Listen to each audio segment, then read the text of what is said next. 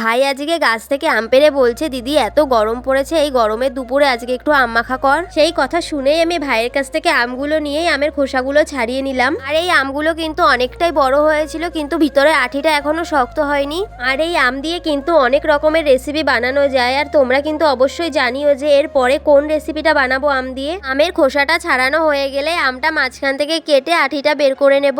এরপরেই সব আমগুলো খুব ভালো করে ধুয়ে নেব। আমগুলো ধোয়া হয়ে গেলে সব আমগুলো খুব ভালো করে গ্রেট করে নেব।